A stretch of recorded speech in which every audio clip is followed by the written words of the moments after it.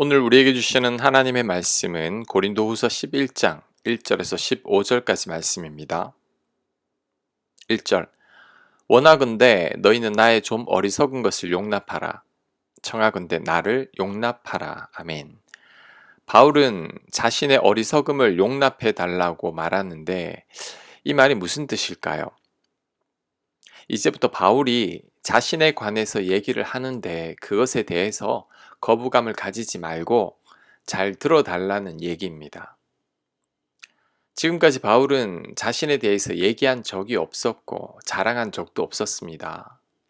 그런데 그러다 보니까 자꾸만 오해가 쌓이고 있었던 겁니다. 바울의 대적들이 바울을 음해하고 비난한 말들을 고린도 교회 성도들이 그대로 믿은 겁니다.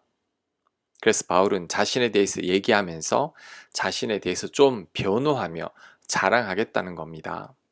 2절 내가 하나님의 열심으로 너희를 위하여 열심을 내노니 내가 너희를 정결한 처녀로 한 남편인 그리스도께 드리려고 중매함이로다.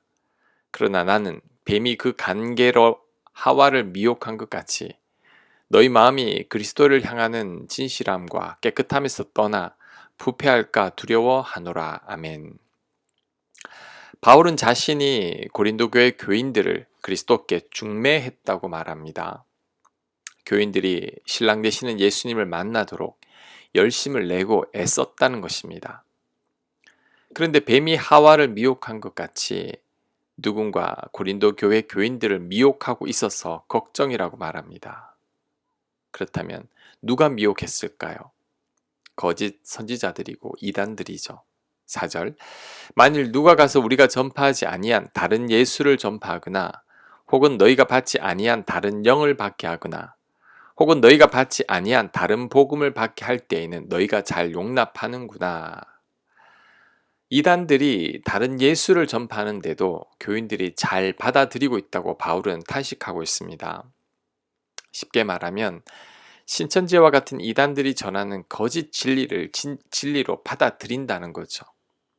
그러면서 진리를 전하는 바울은 받아들이지 않는다는 겁니다. 참 안타깝죠. 5절 나는 지극히 크다는 사도들보다 부족한 것이 조금도 없는 줄로 생각하노라. 내가 비록 말에는 부족하나 지식에는 그렇지 아니하니 이것을 우리가 모든 사람 가운데서 모든 일로 너희에게 나타내었노라. 아멘. 바울은 자신이 다른 사도들에 비해 부족한 게 없다고 말합니다. 언변은 부족하지만 지식은 그렇지 않다고 말합니다. 이를 볼 때 고린도 교인들이 바울을 다른 사람들과 비교하며 부족하다고 말한 것 같습니다.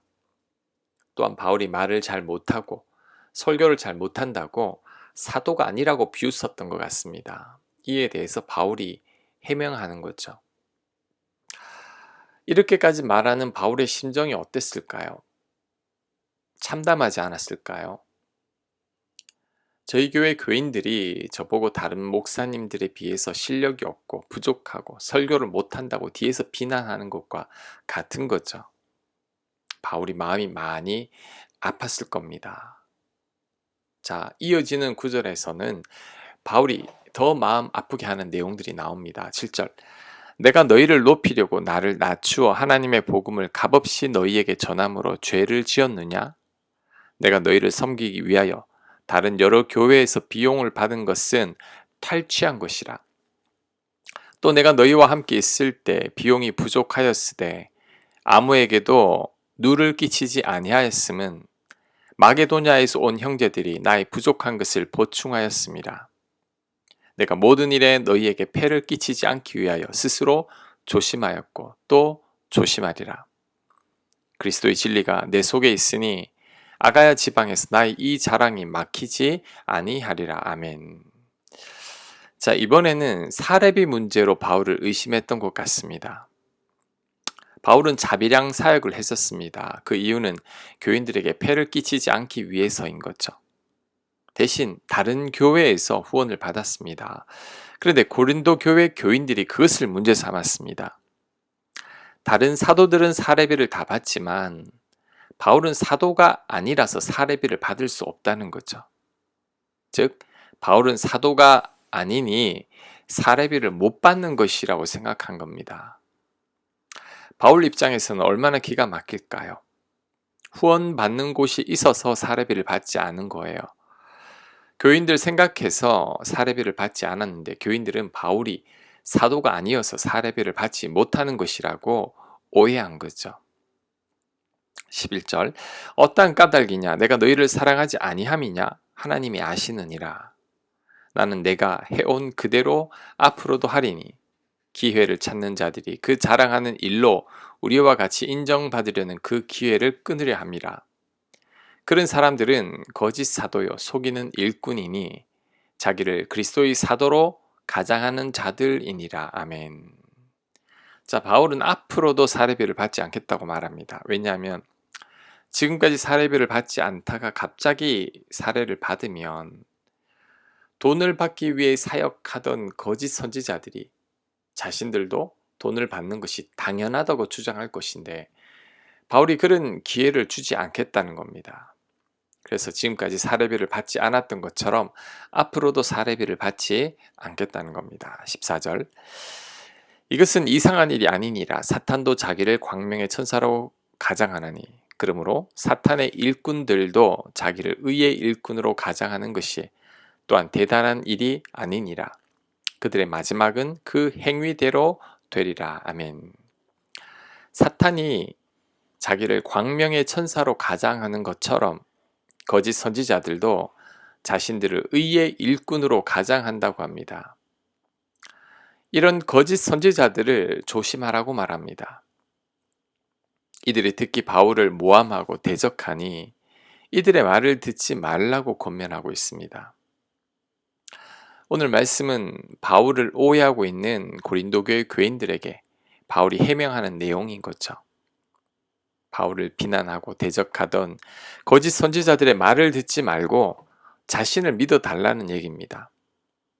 자신도 하나님께서 세운 사도이고 사례비를 받지 않은 것도 교회를 위함이라고 말합니다. 그러니 더 이상 자신을 오해하지 말라는 겁니다. 이런 바울을 보니 오해받을 수 있지만 차분하게 잘 대처해야 하겠다라는 것을 배울 수 있습니다. 지금 바울은 억울한 오해를 받고 있죠. 고린도 성도들은 바울이 실력이 없고 설교도 잘 못하며 사도가 아니라고 오해했습니다. 교회를 위해 사례비를 받지 않았는데 그것도 잘못 오해했습니다. 바울이 아니었더라면 복음도 듣지 못했을 고린도 성도들이 감사할 줄 모르고 오히려 바울을 나쁜 사람으로 생각하고 있습니다. 우리 또한 하나님 일을 하다 보면 이런 오해를 받을 수 있다는 것을 알아야 합니다. 특히 교회에서 앞서서 일하다 보면 이런 오해를 더 많이 받게 됩니다. 그래서 우리들을 시험에 들게 하고 깊은 상처를 주기도 합니다. 이럴 때 바울처럼 흔들리지 않아야 합니다. 참고 인내하며 차분하게 지혜롭게 잘 해명해야 합니다. 예수님도 사도 바울도 다른 제자들도 이런 오해를 받았고 그로 인해 죽기까지 했습니다. 그러니 우리들도 이런 오해를 받을 수 있고 또 이렇게 오해를 받을 때 차분하게 잘 넘겨야 함을 배울 수 있습니다. 하지만 우리들은 바울처럼 대처하지 못하고 사람들의 소리나 비난에 얼마나 흔들리는지 모릅니다. 열심히 일을 하다가도 남들의 한마디에 상처받고 실족해서 넘어져 버리죠. 그래서 교인들과 다투기까지 합니다. 오늘 바울의 처신을 본받아야 합니다. 대적자들의 비난과 성도들의 오해에 바울은 흥분하지 않으면서 태연하게 대처하고 있죠. 대적자들에게 똑같이 대응하지 아니하고 침착하고 차분하게 해명하고 있습니다. 우리도 이런 모습을 배워야 합니다. 그리고 이럴 때일수록 더 기도해야 합니다. 다윗은 바울처럼 억울한 일이 많았죠. 목숨 바쳐 섬겼던 사울 왕이 자신을 시기해서 죽이려고 했고 많은 이스라엘 백성들은 다윗을 반역자로 오해했습니다. 그로 인해 10년 넘게 쫓겨다녀야 했죠. 이런 힘든 상황을 다윗은 기도로 이겨냈습니다. 자신의 억울함을 기도 가운데 토해내면서 하나님께 다 맡겼죠. 자신의 울분을 하나님께 터뜨리면서 원수 같은 이들과 맞섰던 겁니다. 살다 보면 오해받을 일이 많고 억울한 일들도 많습니다. 교회 일을 하다 보면 이런 일들이 더 많습니다. 그럴 때 바울을 기억하며 상처받고 실족해서 넘어져 있으면 안 됩니다. 지혜롭고 의연하게 차분하게 잘 넘겨야 합니다.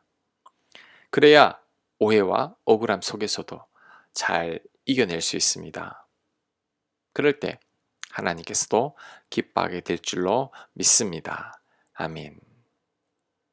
하나님, 바울처럼 억울한 오해를 받을 때가 있겠지만 차분하게 대처하게 하옵소서.